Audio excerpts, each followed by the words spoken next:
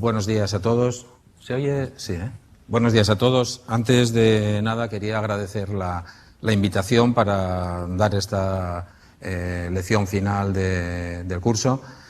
Estoy encantado de estar aquí, y más en esta universidad y en este curso tan prestigioso. Bueno, entonces yo el tema que había escogido era la minería, la relación del agua con la minería y cómo ese agua podemos verlo desde un residuo que va a ser un problema grande en la minería y que va a ser uno de los aspectos fundamentales de cara a una gestión sostenible de la minería, verlo como recurso, como un potencial recurso para en distintos ámbitos y en distintas opciones. Bueno, pues entonces el agua y la mina es algo que no se pueden separar. La mina necesita agua para los diferentes procesos, pero ese agua también pues va a ser un problema grande, en algunos casos uno de los mayores problemas que se va a encontrar uno en un proyecto minero. Entonces, en cualquier proyecto, desde las fases iniciales, la gestión del agua tiene que estar bien contemplada, y no solamente durante la vida del proyecto, sino después de la vida del proyecto y durante la clausura y la posclausura del proyecto. En la figura puse tres fotos de tres vertidos de agua. Bueno, pues en la del centro, por ejemplo, vemos corresponde a la mina de Reocín, que era el caso típico de la problemática de agua por avenidas, por grandes aportes de agua a la mina, y que suponía un enorme coste en la explotación. Y las otras dos, bueno, que son en Asturias, la izquierda, en minería de carbón. Ahí vemos como hay un vertido de agua de mina, una galería de montaña, que tiene una cierta contaminación por contenidos, se ve de hierro. Y en la foto de la derecha, pues es una galería de drenaje en el caso de la mina de oro de Boinás. Bueno, entonces, cómo el agua va a ser un gran problema, y entonces, pues bueno, pues el agua de mina se va a integrar dentro del ciclo del agua. Los aportes que vamos a tener, las entradas de agua en la mina, vamos a tener por una parte la escorrentía que se va a infiltrar a través del terreno por la propia permeabilidad del terreno y por la permeabilidad inducida a través de las subsidencias y a través de las fracturas y grietas que va a inducir las labores mineras, y por otra parte la infiltración a través de los acuíferos que se vayan cortando, tanto en minería a cielo abierto como en minería subterránea. Y luego pues tendremos la salida, que será el drenaje de la mina, ¿no? Entonces, entre esas entradas y esa salida, lo que vamos a tener al final va a ser un embalse subterráneo. De alguna forma, cuando se termine la vida de la mina, pues al final nos va a quedar un embalse subterráneo en el que vamos a tener, pues eso, la diferencia entre esas entradas y esa salida en forma de drenaje.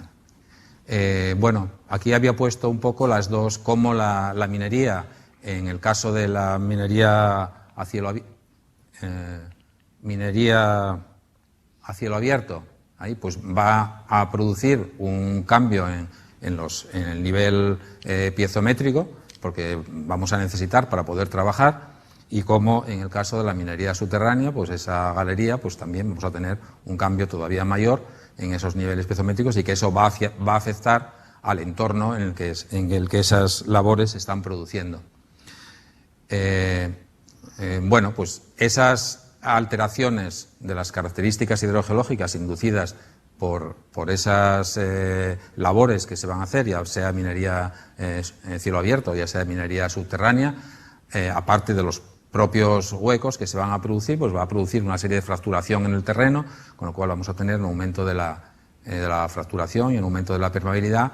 Y lo que veía, y a lo que quiero llegar al final, pues entonces vamos a tener un nuevo acuífero y vamos a tener un gran embalse, que es una de las opciones que vamos a tener luego para aprovechar. Todo proyecto minero pues va a tener una escombrera. En este caso es una escombrera en el Bierzo, en el que estamos viendo también que se está produciendo una combustión espontánea de una escombrera de carbón, se está produciendo una combustión espontánea, y vemos un poco esos tonos amarillentos que corresponden a la precipitación de azufre. Pero bueno, pues esta escombrera, que va a ser usual en todos los proyectos mineros, pues va a ser un embalse, va a ser se va a comportar como un acuífero superficial, y a través de esos materiales que van a ser, va a haber una permeabilidad muy alta y va a tener contenidos, en este caso piritas, asociados a los carbones, pues se va a producir una lisiviación y una acidez de ese arroyo que está pasando por el borde de la escombrera, ¿no? Bueno, pues ¿cuáles son los factores que van a influir en ese potencial de contaminación del agua en una mina? En este caso es en la faja pirítica. Uno de esos factores va a ser el tipo de mineral explotado. Vamos a tener qué tipo de mena, unos sulfuros, carbón, rocas industriales. Entonces, en cada caso, pues el potencial de producir una contaminación química, en el caso de los sulfuros, o la mayor parte de los sulfuros, pues será oxidables, y a producir sulfatos, y con esos sulfatos se producirá una acidificación del agua y con ello una solubilización de muchos de los metales, etcétera, ¿no? Por una parte, el tipo de mineral que se va a explotar. Por otra parte, también, bueno, pues el clima en el que se va a explotar. No va a ser lo mismo que estemos en un clima húmedo en el que tenemos agua y abundante, por lo tanto, oxidación de esos sulfuros, etcétera, ¿no? También el ciclo de vida, en qué parte del ciclo de vida de la mina estamos, si estamos en unas fases de preparación de la explotación, si estamos ya en la fase propia de explotación, en la fase de clausura, dependiendo de los factores entonces que van a influir en la potencial contaminación, pues serán diferentes. Y luego también, pues, qué son los tipos de gestión ambiental que estamos utilizando en ese proyecto. Si desde el principio del proyecto tenemos en cuenta una planificación y una minimización de los efectos que esa minería va a producir sobre el agua desde el punto de vista químico y desde el punto de vista también un poco de los acuíferos que están afectados, pues bueno, pues estaremos mucho mejor preparados y estaremos entonces haciendo unas previsiones para minimizar los efectos sobre las aguas, ¿no? Hay una serie de efectos, unos que tenemos que estudiar cuando estamos planteándonos un estudio de una zona minera, activo o abandonada. Por una parte serán las propias urgencias del agua, cómo va a salir, con qué presión, etcétera. Por otra parte tenemos, bueno, pues cuál va a ser la calidad de ese agua. En este caso había puesto bueno, pues un ejemplo de una mina en el Reino Unido en el que, bueno, pues en la derecha vemos que por la inundación natural de esa mina, lo que nos está produciendo es que el agua que se está infiltrando está lavando, entrando en contacto con los materiales oxidables, sulfuros, y le está produciéndose a través de esa galería de drenaje, pues una salida de un drenaje ácido, ¿no? En la misma foto a la izquierda, si estamos bombeando ese agua, pues entonces estamos evitando que que entre en contacto con esos materiales, y por lo tanto pues lo que estaríamos sería evitando esa lisiviación de las paredes y de las galerías de esa potencial mina. Bueno, pasando un poco rápido, porque hay algunas diapositivas que puse demasiadas, entonces algunas tengo que pasar un poco rápido. Esto es un poco con relación a la minería metálica, un poco lo que decía antes, que la exposición de los sulfuros, que son altamente oxidables, pues va a dar lugar, en presencia de agua y en presencia de oxígeno, pues va a dar lugar a la producción de sulfatos, y eso va a producir un aumento de la acidez y con ello un aumento de la solubilidad de muchos de los metales que estén en ese metal, ¿no? En el caso de la minería de carbón, pues depende qué tipo de carbón y depende del azufre, el contenido de un azufre que tenga ese carbón. En la cuenca carbonífera central, bueno, en la que trabajo un poco más, pues tiene una calidad buena. En algunos casos, algunos de los pozos, la calidad del agua podría ser utilizable para bebida, vaya, no. En otros hay algunos contenidos un poco más altos en sulfatos y en hierro, pero en general, cuenca carbonífera central tiene una calidad de agua buena, quizá porque hay agua abundante y carbonatos que producen una neutralización. Pero vaya calidad. Si vamos a minería del Bierzo, pues sería distinto, y otras pequeñas cuencas que pueda haber en Asturias, como puede ser la Camocha o el Narcea, por ejemplo, pues serían cuencas que sí producen una calidad de agua. El drenaje de esos pozos pues sí sería más problemático.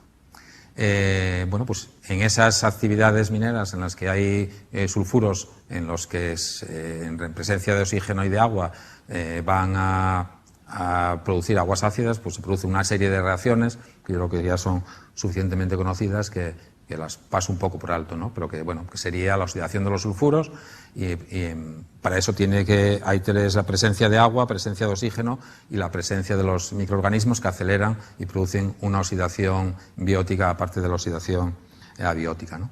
Entonces, con eso pues vamos a tener un aumento de la acidez de ese agua, y con ese aumento de la acidez pues un aumento de la concentración de elementos que pueden ser tóxicos. Y en cuanto a la generación de acidez, pues tenemos varios tipos de acidez: la acidez orgánica, la acidez CO2, la acidez protónica, y al final pues una acidez calculada, en este caso una fórmula propuesta por Hedin y otros colaboradores en el 94, en los que hacemos un cálculo de la acidez total, que la vamos a utilizar, entre otras cosas, para el dimensionamiento de los sistemas pasivos, cuando utilizamos sistemas pasivos para corregir la calidad de agua de mina, ¿no? Bueno, pues dentro de las alteraciones de las aguas subterráneas, pues en toda la minería que esté en operación, pues vamos a necesitar un bombeo para poder trabajar en seco. Y ese régimen de bombeo pues va a depender, por una parte, del tamaño de la mina, de la profundidad a la que estamos, de la hidrogeología de esa zona. Ese bombeo pues va a aumentar el caudal en los cauces que sean próximos, que en algunos casos pues habría que preparar para que reciban ese caudal y cuál es la calidad de ese agua que se va a bombear, ¿no? Estamos alterando el flujo natural de las aguas, y entonces esas labores inundadas se van a comportar en algunos casos de una forma un tanto impredecible, y bueno, pues vamos a tener que al final de la mina, en la fase de clausura, si lo que dejamos es de bombear, que el bombeo pues va a suponer un coste que alguien tendrá que pagar. Entonces, si dejamos de bombear, ese agua va subiendo, y como vamos a ver en alguna diapositiva que tengo próxima, pues puede producir inundaciones en las zonas donde se asentó población próxima a las zonas mineras. Vamos a ver entonces un poco, después de esta presentación un poco de la problemática y de cómo el efecto que tiene el agua en la mina, pues cuál va a ser la gestión del agua en la mina. Y como, bueno, pues un primer caso que me parece a reseñar es la presencia, las minas estas que tienen una cantidad de agua tan grande que resulta muy complicado de gestionar, tanto desde el punto de vista técnico como desde el punto de vista económico. El caso típico es Reocín, que tenía un coste enorme, pues se dice que hasta un tercio del coste de explotación pues era por los efectos del bombeo de agua. Eso es Reocín, y pues hubo en algún momento accidentes importantes por entradas de agua en la mina. Entonces, en las dos fotos pequeñas de la izquierda, pues un poco veis una puerta estanca para cerrar, en caso de que hubiera entradas de agua imprevistas y demás, para poder cerrar diferentes áreas de la mina y por seguridad. Y en la foto pequeñita de abajo, pues las mismas puertas estancas, pero ya en épocas ya mucho más avanzadas, ya al final de la mina. Esto es la mina de Reocín, las dos, arriba la mina subterránea, una mina de grandes cavidades, ¿no? En la que, bueno, pues veis cómo los camiones se movían por ella y tal. Cámaras y pilares sería el tipo de explotación. Y abajo sería la corta, cuando se dejó de explotar como mina subterránea, que se pasó a mina a cielo abierto, pues la corta de Reocín, que actualmente está en fase de inundación, ya prácticamente llegando al límite ya de la inundación de la corta. ¿Cuál era la importancia del agua en esta mina? Pues tenía un caudal de unos 1.200 litros por segundo, lo que había que bombear. La capacidad de desagüe, pues bueno, era el doble, hasta 2.400 litros por segundo. El volumen anual bombeado 38, casi 38 millones de metros cúbicos y un coste anual de 3 millones de euros, ¿no? Pues entonces veis que en algunos casos pues hace que sea muy complicado, tanto desde el punto de vista técnico como desde el punto de vista económico. Ahí son pues también 4 fotos de lo mismo. Veis la entrada en la foto de la izquierda abajo, veis cómo serían las entradas de agua en la mina, que son pues muy importantes en algunos casos, ¿no? Bueno, esto es la Corta cuando se empezó a inundar. La Corta, pues veis la calidad del agua que tenía. A medida que se va inundando esa Corta, pues el agua va entrando en contacto con los sulfuros que están en los bancos de la Corta, y entonces pues se produce una oxidación y una generación de sulfatos y óxidos de hierro y muchos metales que estarían en solución, ¿no? Ya veremos luego la Corta cómo está al final, pero bueno, tener un poco la imagen de el comienzo de una inundación de un área minera, pues lo que se está produciendo es un lavado, y esas fases iniciales pues son unas fases de un gran aporte de contaminación a las aguas. Bueno, eso era también la fase inicial, pues un poco tras el cierre, la planta que se utilizaba para aportar cal y reducir la contaminación, y el sistema de bombeo en la Corta, ¿no? Bueno, un poco la supresión del sistema de bombeo pues lleva a lo que se llama el rebote del agua de mina, ¿no? Que es una subida y que esa subida, pues ya lo que en la unidad diapositiva que tengo más tarde vamos a ver cómo se pueden producir inundaciones en zonas de ese área, y que vamos a tener un diferente modelo del modelo hidrogeológico que teníamos antes de comenzar la explotación al modelo hidrogeológico que tenemos al final de la explotación. Al final vamos a tener pues un acuífero completamente diferente, y entonces pues va a haber ahora mismo uno de los trabajos que tenemos habitualmente con la empresa UNOSA de carbón es, a medida que se van cerrando los diferentes pozos, pues ver hasta dónde se puede bombear, hasta dónde se puede dejar, hasta dónde se puede inundar, ¿no? Y no se puede inundar del todo, porque va a producirse inundaciones y por dónde sale ese agua. Entonces, estudiar hasta dónde se puede inundar y dónde hay que mantener el bombeo, pues es uno de los trabajos que tenemos con ellos desde hace tiempo ya. En el caso de la cuenca carbonífera central, es una minería muy antigua, desde finales del 18, y por lo tanto que muchos de los pozos están comunicados entre sí a través de galerías o a través de niveles permeables. Entonces hay muchas, lo que es la cuenca está separada en diferentes áreas en las que hay pozos que están comunicados entre sí, y hasta que no se terminen de explotar todos esos pozos, pues no se puede actuar sobre ellos, porque hay una comunicación por galerías o por alguna labor o por niveles permeables en los que el agua pasaría de unos a otros. Por lo tanto, hay que ir actuando a medida que se van cerrando diferentes grupos, diferentes zonas que están comunicadas entre sí. Bueno, estos son efectos es en Asturias, es en la cuenca carbonífera, y son efectos de la minería en superficie. Eso es una subsidencia que se está produciendo por un hundimiento del terreno en relación con labores mineras, ¿no? Entonces, bueno, pues eso vemos cómo va a actuar y cómo de la lluvia útil que nos va a llegar al terreno, pues hay una parte que, aparte de que lo que se infiltra a través de la permeabilidad natural del terreno, pues va a haber una parte importante que se va a infiltrar en relación con huecos, en relación con fracturas inducidas a través de las labores mineras.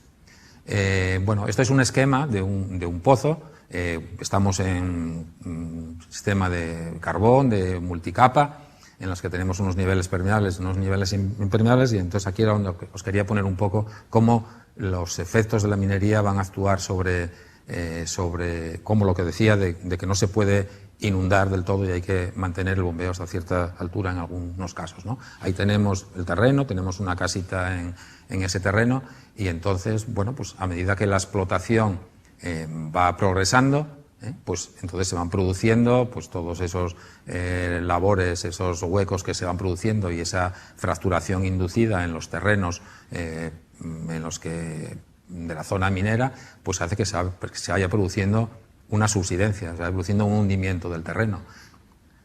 Y entonces, pues si inundásemos, si dejásemos que esa mina, esas labores que se hayan terminado de explotar ya, y dejamos que se vaya inundando, pues la casa que veíamos antes pues se inundaría, ¿no? Y esto pasa en en Asturias, en la cuenca carbonífera. La población se desarrolló en los valles, porque era la zona más fácil de transporte y más fácil de comunicación. Entonces, en esas zonas de los valles, pues se está produciendo exactamente esto, que si, independientemente de que no se haya producido, de que no se haga una inundación completa, hay zonas en las que se están produciendo inundaciones en sótanos y demás, ¿no? Entonces, hay que conocer y hay que estudiar y de alguna forma establecer modelos para saber hasta dónde se puede inundar, ¿no? Y hasta dónde hay que dejar.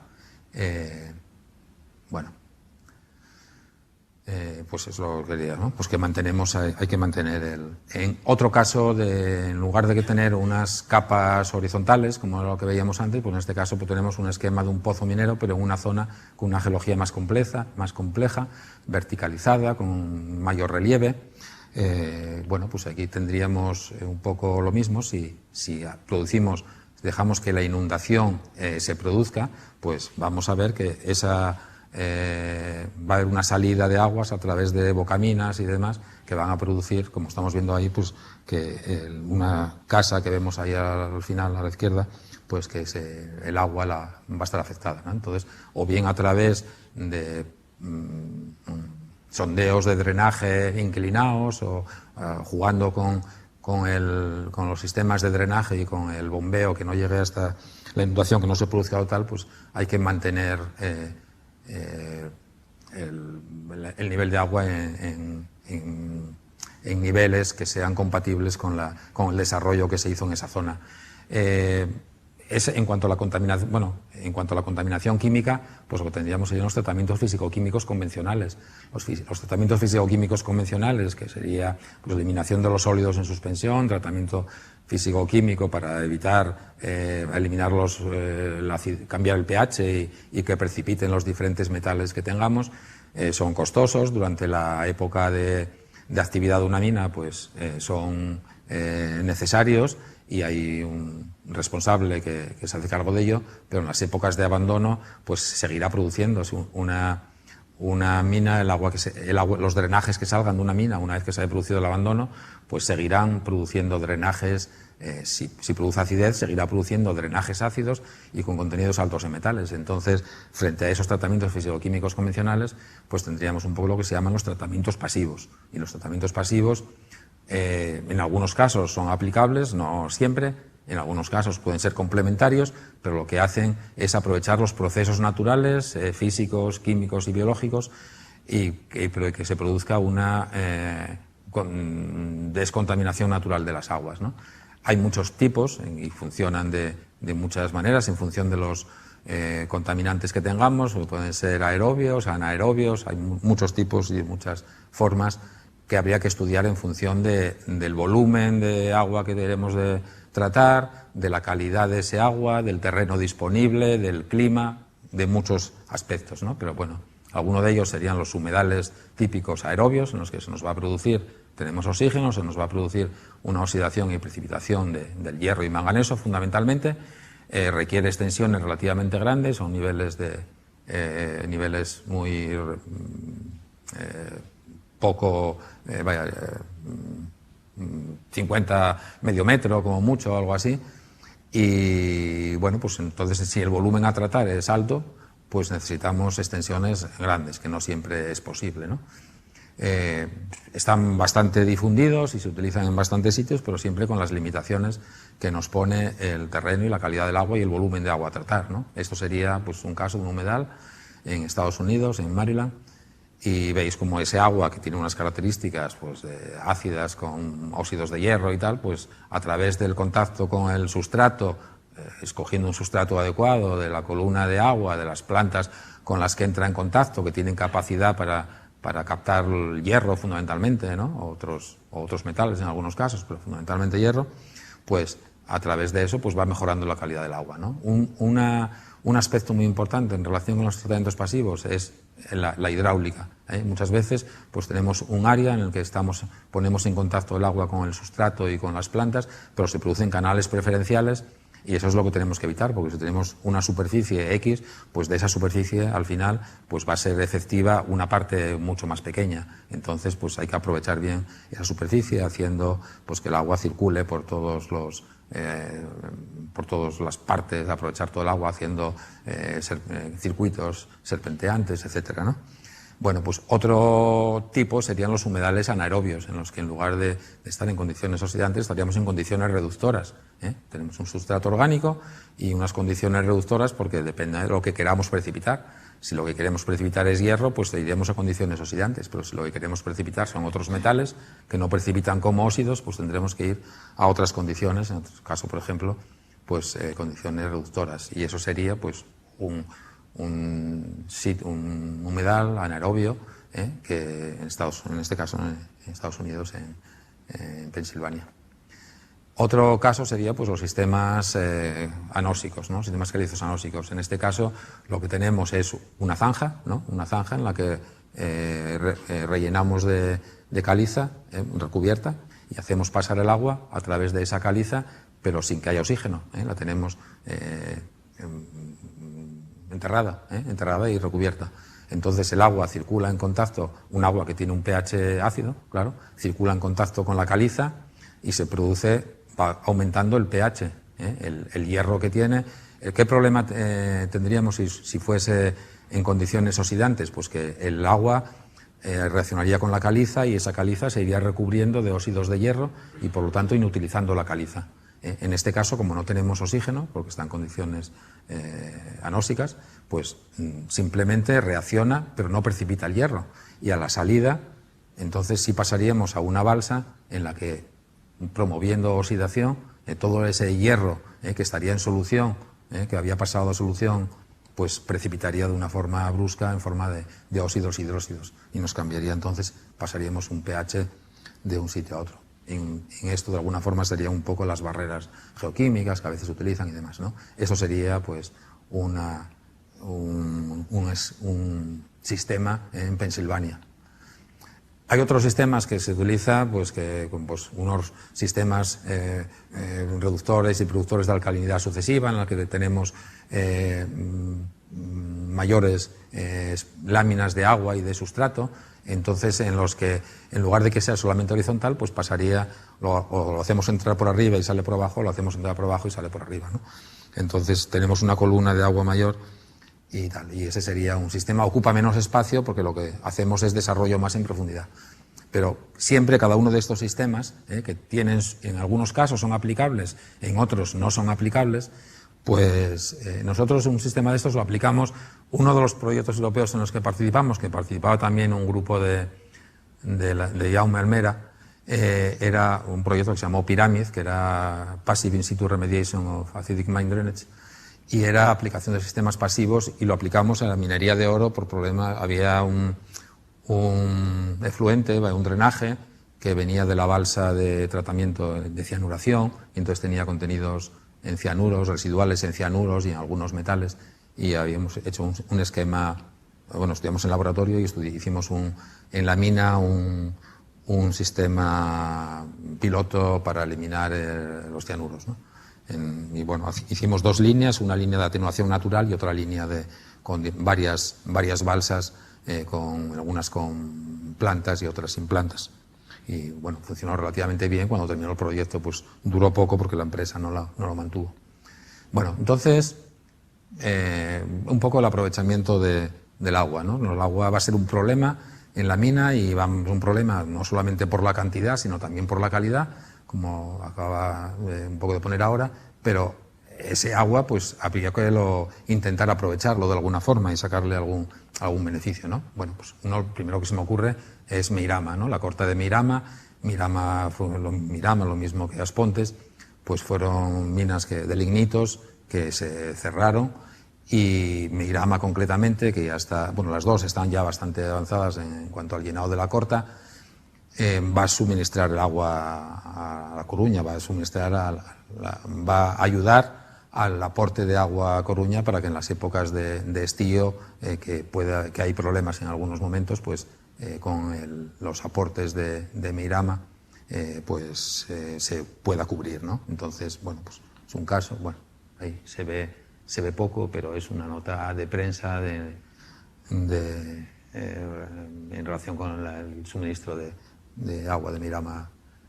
Otro caso es Cantabria, ¿no? Pues Cantabria, el embalse de Reocín es el segundo embalse ahora mismo en Cantabria, después del embalse del Ebro. Entonces, la calidad del agua de mina ahora mismo es muy buena ya. Bueno, en estos embalses, vimos el embalse antes y vamos a ver alguna foto ahora, y entonces el agua va mejorando. Hay un aporte de agua limpia y tal, pero también se va produciendo una estratificación de la calidad del agua en el embalse, ¿no? Entonces las zonas más bajas pues van teniendo unas concentraciones más altas y mentales, pero las zonas superficiales pues tienen una calidad mejor. Ahora mismo el embalse de Reocín tiene algo de sulfatos y algo de zinc, pero relativamente poco ya. Está en una calidad buena. Esto es un poco, bueno, la inundación tras el cierre y un poco el comportamiento del acuífero en verano y en invierno, ¿no? Y esto es la calidad del agua en cuanto a hierro. Pues veis cómo fue mejorando y ahora prácticamente, pues en hierro prácticamente nada. Tiene algo solamente de zinc.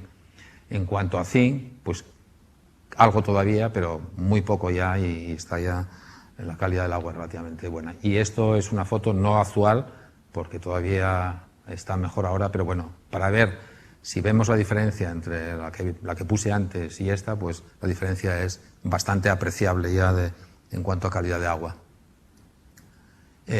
Bueno, pues esto, el embalse es de 36 hectómetros cúbicos, y ya digo que es el segundo, solamente superado por el embalse del Ebro. Entonces, bueno, pues dentro de esa autopista del agua en Cantabria, pues puede jugar un papel importante este embalse.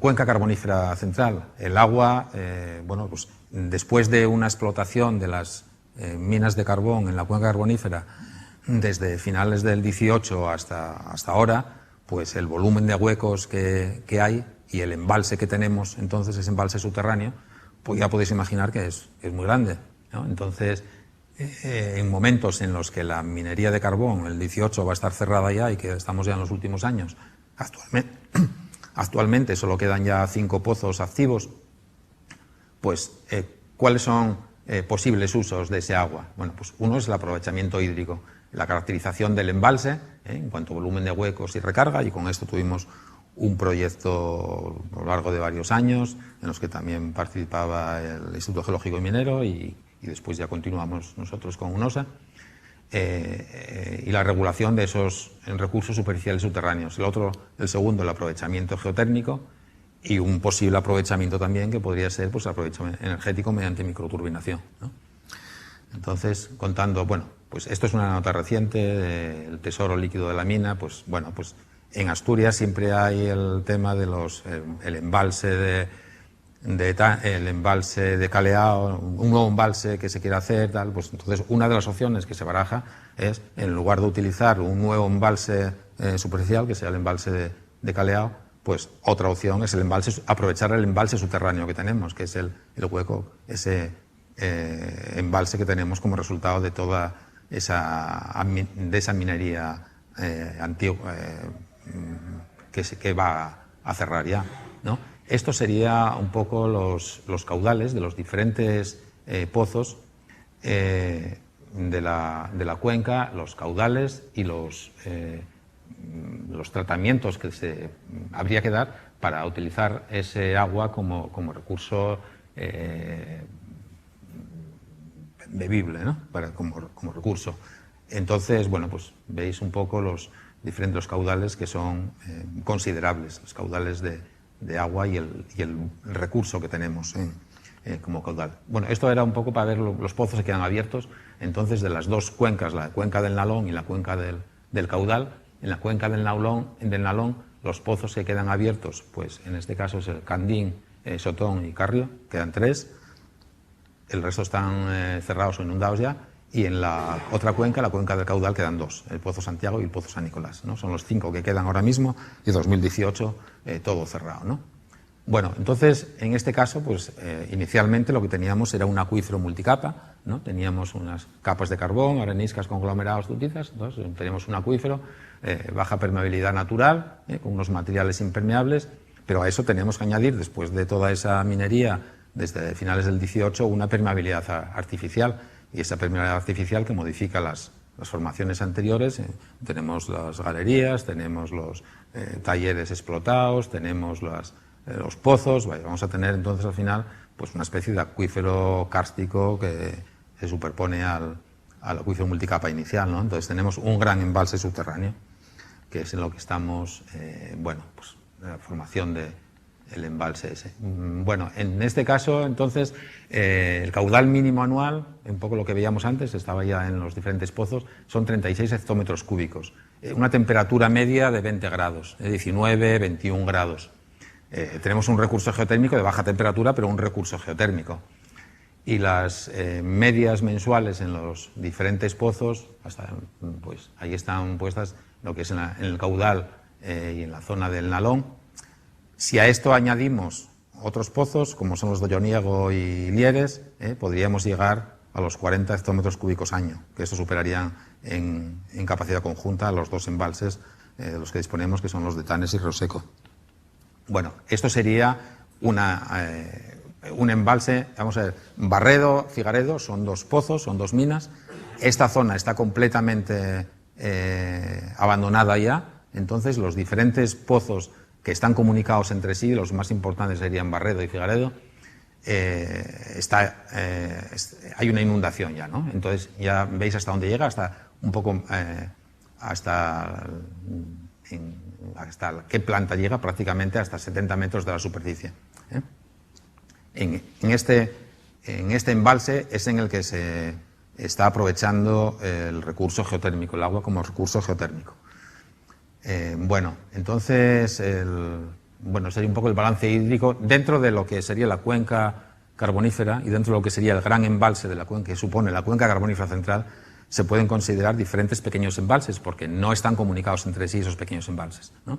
Entonces, esto sería lo que digo, el embalse Barredo-Figaredo, y es el que se está aprovechando ahora mismo como recurso geotérmico. La infiltración se puede asimilar al volumen de agua bombeada de las labores mineras ahora mismo. Y bueno, esto sería un poco el modelo conceptual y el balance para este sistema Barredo-Figaredo, con el caudal, el Turón, que es un afluente del caudal, y el caudal al que van a desaguar los pozos, ¿no? Barredo, que está arriba y es el que se está utilizando, y en el que las instalaciones geotérmicas están próximas al pozo Barredo. Bueno, esto sería un esquema de lo que sería el aprovechamiento geotérmico. Lo que vamos a tener es un agua de mina que vamos a tener a una temperatura de unos 19-20 grados, entre 15 y 20 en función de la profundidad.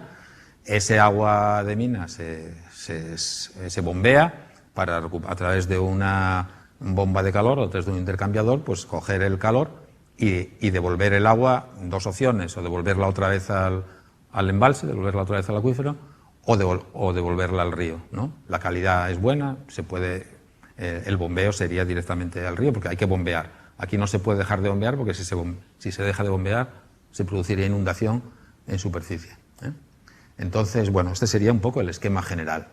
Y esto es un poco para ver cómo, con la profundidad, en uno de los pozos, concretamente es el Pozo Barredo, pues cómo con la profundidad la temperatura va variando y cómo va variando también la conductividad eléctrica, la salinidad, ¿no? Entonces, bueno, pues la temperatura al nivel en el que se está extrayendo pues son más o menos los 21 grados. Estos son un poco el esquema general también, lo que decía, son los 2 focos, el foco caliente y el foco frío, Y entonces con eso pues se juega para producir temperatura, calefacción, o para producir refrigeración, moviéndolo en un sentido o en otro. Un proyecto emblemático en ese sentido es un proyecto que hay en el borde entre Alemania y Holanda. Es un proyecto europeo que se llama Main Water. Está en Heller, en Holanda, pero digo, están en el borde con Alemania y parte de las instalaciones están ya en Alemania.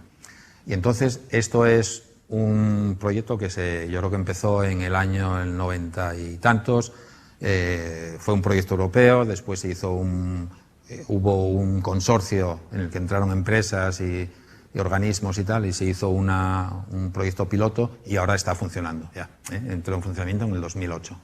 Y abastece un barrio con edificios de oficinas, 200 viviendas, tiendas, bibliotecas, supermercado, etcétera. Bueno, un poco los diferentes, una piscina, bueno, diferentes cosas.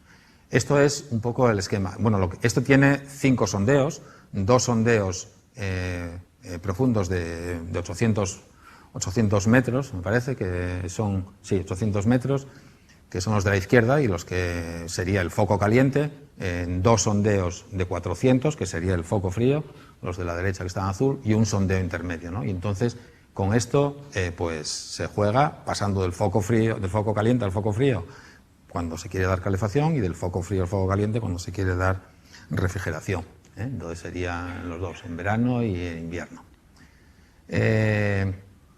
Lago de Mina como recurso geotérmico, pasando ya, bueno, pues en Asturias, en la cuenca carbonífera central, a través de investigación, Universidad UNOSA, pues se planteó este problema, se siguió un poco a hacer una cosa similar en el Pozo Barredo, ¿no? Y entonces, pues, bueno, se empezó a estudiar el potencial térmico que podía suponer y a lo que se podía llegar a hacer. Entonces, lo primero, para ese estudio del potencial térmico, lo primero sería cuál es el caudal disponible, ¿no? El caudal disponible que tenemos en la cuenca, ya habíamos visto en varias diapositivas, pues son prácticamente 37 millones de metros cúbicos. ¿Cuál es el volumen, el embalse que tenemos? El volumen disponible, pues son del orden de 80 millones de metros cúbicos. Si cogemos un poco un pozo cualquiera, pues bueno, es un poco la temperatura del aire y la temperatura del agua, ¿no?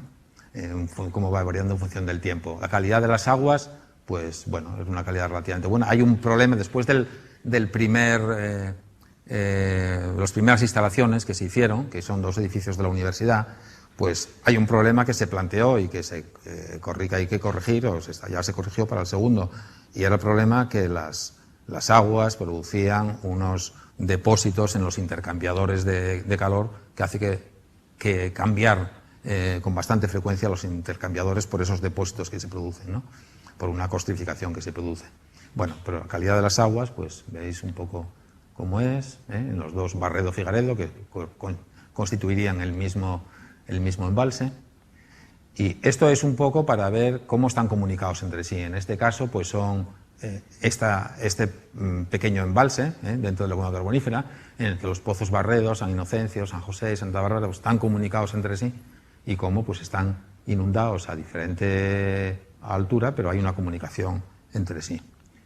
Esto es los edificios, bueno, eso es el Pozo Barredo que está ahí, es uno de los pozos de los que ya se abandonó hace ya bastante tiempo.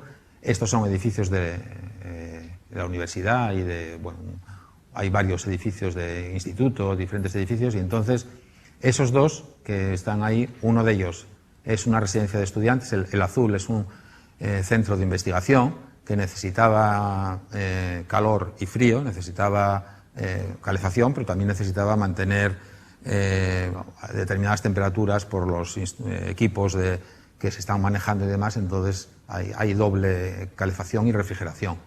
Y el otro, el de la derecha, es una residencia universitaria en la que solamente pues, está utilizando calefacción. Estos 2 edificios pues, bueno, pues fueron los primeros y con algún problemilla, pero están funcionando. Se llegó a un acuerdo con la universidad en implantar en estos edificios que eran nuevos y llegar a un acuerdo en una reducción de gastos para la universidad en cuanto al consumo. La empresa pues, se encarga de la gestión y pues, garantiza un ahorro de una determinada cantidad, ¿no? Bueno, entonces esos son los 2 edificios. Actualmente ya empezó otro edificio, un hospital, un hospital nuevo que se construyó en el área y está también con calefacción y refrigeración. El hospital no está funcionando todavía, pero la instalación ya está hecha. Desde hace unos meses, teóricamente, ya funciona. El posible aprovechamiento está relacionado con la distancia. A medida que te alejas del pozo, pues encarece, porque tienes que hacer más transporte del agua y, por otra parte, también pues te llega más fría, ¿no? Entonces aprovechas menos salto térmico y encarece también el transporte, la distancia, ¿no? Bueno, posibles en ese mismo área, pues posibles otros edificios en los que se puede utilizar, y podría ser, pues son todos esos que están ahí, pues centros comerciales, parques industriales, viviendas, desarrollos urbanísticos. Pues hay toda una zona, es una zona muy industrial. Antes decía que en las zonas mineras, pues en Asturias, pues se desarrollaron en los valles. Esto es un valle, es el valle del Caudal, y entonces ahí esa zona se producen, hay subsidencia, una subsidencia importante, y entonces toda esa zona que está desarrollada sobre los valles, pues por eso decía que no se puede inundar hasta la cota que surja, porque se producen inundaciones, ¿no? Y hay que mantener el bombeo. Bueno, había hablado de un tercer tipo de aprovechamiento, que sería un aprovechamiento microhidráulico. Esto no está hecho, pero es una idea que se podría aplicar, y era pues bombear el agua y dejar hacer el salto a través de la caña del pozo, ¿no? La caña del pozo, que es eso, pues bombeo y hacer el salto, utilizar la caña del pozo para hacer el salto y turbinar. Entonces, bueno, pues eso es un posible aprovechamiento que se podría hacer, porque ahí tenemos un salto térmico. Otros tipos de usos. Bueno, esto es en Sudáfrica, es una zona con minería fundamentalmente de carbón, es Olifants, la cuenca de Olifants, es una zona con minería fundamentalmente de carbón, pero hay también otros tipos de minería, de oro y demás, y entonces, pues bueno, pues ese agua pues se está aprovechando, ¿no? Se está reutilizando, se está tratando para, bueno, esto es un poco la nota de prensa y tal. Bueno, estos son los aguas de mina de carbón, ya digo, esos 4 grupos mineros de carbón. Y eso sería un poco el tratamiento, ¿no? El almacenamiento del agua de mina, una planta de tratamiento. Y por una parte, hay 2 aprovechamientos. Por una parte, el agua, para poder utilizar para bebida, y por otra parte también los sólidos se aprovechan también para construcción, para materiales de construcción. Entonces, bueno, esa sería la calidad del agua antes de tratar y después de tratar. Y estos serían, lo que decía, los sólidos se aprovechan y son unos productos tipo pladur, vaya, unos yesos fundamentalmente, tipo briquetas, tipo pladur, para construcción de viviendas. Entonces, bueno, pues tenemos de ese agua residuo, que es un residuo, pues pasaríamos a un agua tratada, utilizada para consumo, y a un material de construcción que se utiliza para viviendas en la zona, ¿no? Entonces, de ese legado minero, pues bueno, vemos que como ese posible aprovechamiento del agua. Este proyecto ganó un premio y tal, ¿no? Un proyecto en el 2007. Bueno, pues aquí también pues sería igual, en este caso para regadíos. Esto, bueno, esto es en Australia, una antigua mina, una zona de minería de hierro. Y bueno, pues eso sería la zona minera, con grandes yacimientos de hierro, una zona desértica de Australia. Y ese agua pues se está utilizando para regadío, para grandes. Me parece que es la mayor explotación agrícola en Australia, y se utiliza fundamentalmente para forraje, para animales, forraje para animales. Bueno, este libro lo dejé por ahí, pero tengo más y está en la página web. Esto fue un proyecto europeo que se hizo. Bueno, nosotros habíamos, aparte del que dije antes, Pyramid, que era para tratar aguas de mina mediante métodos pasivos, hicimos a continuación otro proyecto que se llama Ermite, que estará en la red todavía la memoria y los diferentes informes, que era Environment Regulation of Mine Water en Europa, ¿no? Un estado del arte de cómo está la regulación del agua de mina, que no está clara ni en muy pocos sitios, ¿no? Y no hay una legislación específica. Entonces, la regulación del agua de mina en Europa, no solamente en los países que en aquel momento formaban parte de la Unión Europea, sino también países en vías de acceso, y bueno, pues hicieron un documento para la Unión Europea de cara a hacer una legislación europea en cuanto a agua de mina. Esto es un poco fue una herencia de alguna forma de aquel, fue un proyecto también del sexto programa marco, y lo que se hizo fue coger 3 cuencas en países de Sudamérica, zonas áridas, en los que había una competencia grande de agua para usos mineros y para usos agrícolas. Era 3 cuencas, en Bolivia la cuenca del lago Popó, en Chile la cuenca del río Elqui y en Perú, no recuerdo ahora mismo, una zona sur de Perú, no recuerdo ahora mismo cuál era el río. Pero vaya, entonces en esas 3 cuencas se hizo un estudio sobre una gestión de cuencas y el resultado fue este libro que está, bueno, yo tengo copias, no para todos, pero tengo alguna copia, y aparte pues está en la UNESCO se puede sacar, con esa dirección lo podéis sacar. Es una guía que nos pareció que no cubrían las guías que ya existían, y entonces pues bueno, proyecto en este caso liderado por Newcastle en su momento, ahora, vaya, profesor Paul Younger en Newcastle, que ahora está en Glasgow.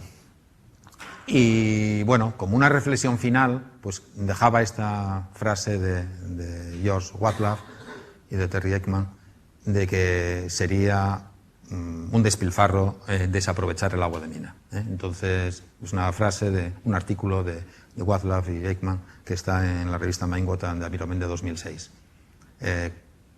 Es un problema grande, pero también pues hay que sacar alguna ventaja y aprovechar de alguna forma en lo que se puede ese agua, que tenemos que convivir con ella y utilizarla para los proyectos mineros. Un desarrollo sostenible de la minería pasa necesariamente por una gestión adecuada del agua. Entonces, con esto termino. Eso es la corta de Reocin, más o menos como está ahora, prácticamente ya en el estado final.